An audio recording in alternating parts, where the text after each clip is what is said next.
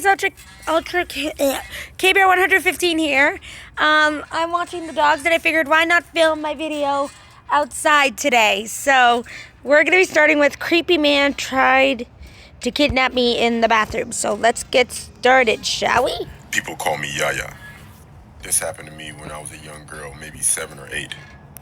It was a Saturday afternoon and my mother and I were at a mall shopping. We went from store to store. Stay away from mostly me. for me. I was a spoiled kid. We went into a coat store. Just making sure the dogs don't and I come was near pretty the trees. bored, so I would constantly walk away from my mother to play and stuff, as I did in every other store. Sorry, that's the bell in the My mother would background. always call my name, and I go running to her. Sorry, that's the school bell in the This background. time, We have a school behind I was us. playing in a round coat rack. My mother called my name, and I ran out. I ran right into this older man. Then he grabbed me. He grabbed me by my wrist and asked me why I was running. I told him because I have to get to my mom. He then told me he could take me to her, but I said no, and he let go. It was weird because I saw this man in almost every store he went to, What? but he never had any bags. That's After weird. that store, I had to use the bathroom really bad. Oh, so I went no. while my mother went to the food court. I Get your sat mom down to go use it with for maybe you. a minute when someone else came in. The person walked right up to my stall. At this point, I was just looking at the person's shoes. They were men's shoes. Get out. I was confused of why a man would be in here. Before I could look up, the man said, "Hey, Yaya, everything okay in there? I'll come in if you want me to." Get out. was the Get man from out. the Oh, wait, she stores. can't get out. I looked up, and I could see his eyes peeking through the crack of the door. He then started shaking the stall. I began to scream. I've never been so afraid in my life. Then 2 women walked into the bathroom, and the man took off. These women took me to my mother and told the police. Oh, no. They found him due to the cameras. I don't know what his intentions were, but the police said he probably would have kidnapped me. Who knows? From that time on, I would never leave my parents' side while in public. That is just creepy. Okay, this is another one called I met a terrible creep at McDonald's restroom. Met a So let's terrible see. creep at a McDonald's restaurant. I was running errands with my husband one day when I was 6 months pregnant. Ooh. The day started out normal as we took the subway together. All of a sudden, I felt nauseous and I could feel that I had to vomit immediately.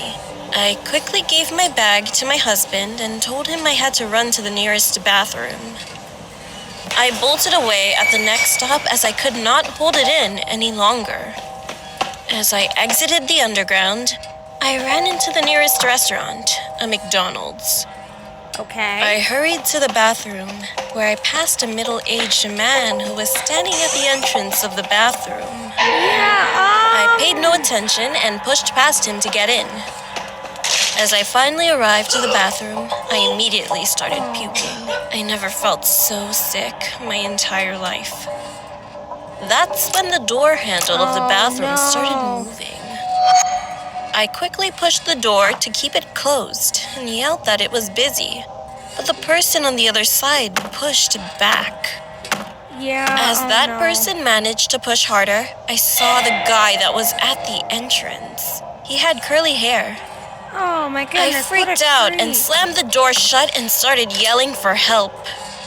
The man was insistent and kept trying to get in. I started puking again, so I was left with trying to hold the door with my foot as he kept banging it harder and harder.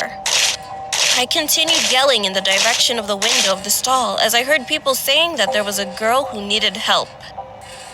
Suddenly, the guy stopped banging the door and everything got quiet. Yeah, that's I red tried to flag calm right myself there. down while still holding the door shut just in case. Then I saw curly hair and a hand trying to get me from under the door, which had a pretty large gap. Oh! I started screaming again as I started kicking his face. At this point, I was desperate. I had no phone, no bag, and my husband was probably roaming the city looking for me. Then I heard a man yell, and the creep suddenly getting away quickly. I kept the door shut when I heard a male voice telling me to come out and that it was okay. I reluctantly opened the door to find the manager of the McDonald's confused and shocked. I told him what happened and he called the police. With all the commotion, my husband finally found me. When the police arrived, I gave the police a description, but they never found the guy. Oh, come on. That's just... I've had my fair share of creeps, like nothing like that, but like even this one guy in his car, like I was jogging and he said it was hot and he asked if he could get to know me. I told him no, I got to head home. That was one experience. I had another experience where a creep kissed my cheek as he left the bus stop. Luckily someone reported the guy and well, after that, I never saw him again, so I'm grateful for that experience at least, so I can't complain. Huh? Friendly? Oh, yeah, he's friendly. Yes, Trooper's very friendly. I know you're so beautiful. He's very friendly.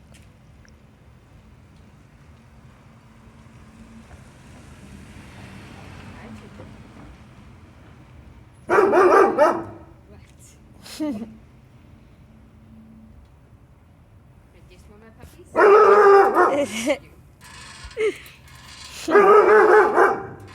Easy, buddy.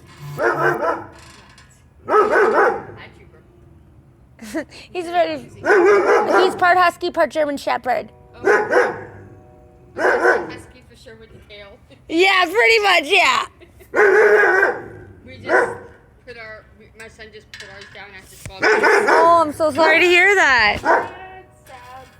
Have you had a tumor in his lungs? Oh, yeah, we had another dog before Trooper, a pug. He had a tumor on his gums, so. Yeah, it was in his lungs and it was pushing on his rectum. So Oh, it was just no. like, we got antibiotics, but not soon enough. Oh, yeah. So yeah, so yesterday was kind of. Oh, yeah, definitely. We've got one more. She's 12, 13, so Oh, yeah. she's still in good health. So Oh, yeah. yes, Trooper, I see you. Trooper, calm down, buddy. Will you have a good day, Elizabeth? Yeah, it's okay. Have a good one. Was this recording the whole time? Oh my goodness, that was funny. Yeah, no, that just happened.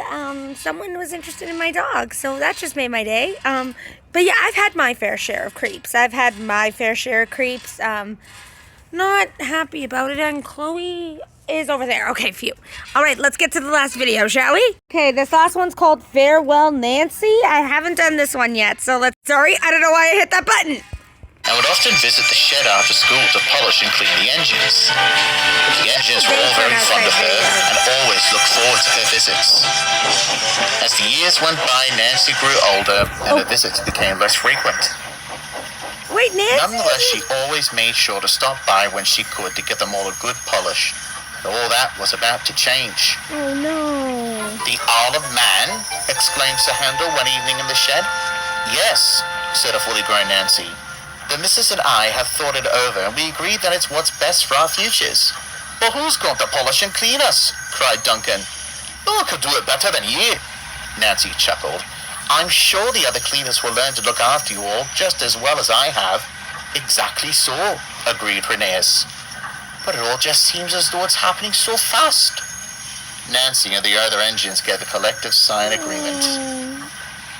But we'll never see you again, said Rusty, trying to hold back their tears. I wouldn't say that, comforted Nancy. I'll still come by and visit the railway whenever I can. I can't stay away from you all for too long. That cheered the engines up a little, and as Nancy prepared to leave for home, they all promised her that they would make sure her last days on the railway would be as excellent as possible. Skarloey, meanwhile, had said nothing. He was deeply in thought about Nancy's news. Is Over Scarlowy the gonna coming be days, okay? Nancy visited the Scarlery Okay, in all honesty, I didn't know this Nancy was the Nancy that polished them as a little girl. as often as she could. She visited Sorry, all her that's the favorite school stops bell, along the line, sorry. and even volunteered at the refreshment ladies' cafe. Everyone was very And let's be honest, guys, when am I ever filming outside? I mean, it's so beautiful how we forget to take a look at, like, we're all on our phones and on social media, and we forget to take a look at the wonders that God has created. Trooper! Trooper! Sorry about that. Let's continue. happy to see her, and they all wished her the best of luck on the Isle of Man. When the days were done, Nancy would visit the sheds and give all the engines a good cleaning. They were all very pleased to see her and would talk and laugh till the stars came out, except for Scarlowy. Nancy began to worry. Chris Daily Review Update. One morning, Nancy arrived at the sheds with some polish and a rag. She saw Scarlowy resting alone. "Wake up, lazy bones," she chuckled. "Your brass is filthy. Aren't you ashamed?" Scarlowy opened a sleepy eye and sighed mournfully. "What's got you down?" asked Nancy. I'm worried "Is it about my something. leaving, Scarlowy? I wish I could stay, but it's not that," he cut in. "I want what's best for you, make no mistake. It's just that your leaving makes me sadder than any driver, fireman, foreman, or controller that's left this railway." Nancy was surprised. "Really? I've watched you grow from a little girl into a brilliant young woman," Scarlowy continued. "And I've been there for so many of the biggest days of your life, like your wedding." The old engine sighed.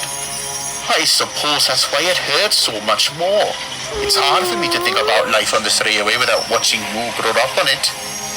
To me, you're still that little girl who always comes after school to polish us." Nancy smiled, touched by Scarlowy's words. I'm gonna "I have a cry. word for all that, Scarlowy. Love." Scarlowy looked I'm gonna be honest. That makes me think of Edmonton back home. I mean, if you guys heard what's going on in Alberta, please keep them in your prayers. They're going through a forest fire right now, and I'm scared that it'll hit the city of Edmonton. But I have faith that God will take care of them. But just what Scarlowy said, it really made me think of back home. I mean, I miss all my friends and family back home because they watched me grow up into the teenager I was. And when I moved to Winnipeg, all my other family here got to see was me grow up into a young woman. And it hurts, you know, when you have to leave the people you care about. So I get what he feels. at Nancy. Then he smiled too. "I suppose I sound just like your father now," he chuckled. "Indeed you do, you horrid old crosspatch," laughed Nancy. "Fuzzpot," replied Scarlowy cheekily. The two old friends laughed and reminisced together as Nancy polished and cleaned Scarlowy for the final time. And for a fleeting moment they both felt as young as when they had first met. But all too soon, it came to an end, and Nancy had to leave to help at the cafe. Scarlowy watched her go once again, lost in his thoughts. Soon the day came for Nancy to leave for her new home. Before she left, she stopped by the shed and gave all the engines one last polish and cleaning. When she had finished, Nancy took one last long look at the engines. "You've all been wonderful friends," she said. "I'll miss you dearly."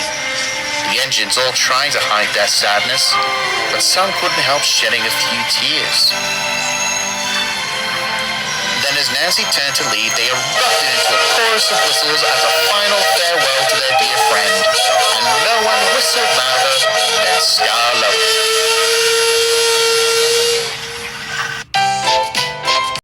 That was an awesome story. Anyways, guys, this was a beautiful day. I'll see you all in the next video. Adios, everybody.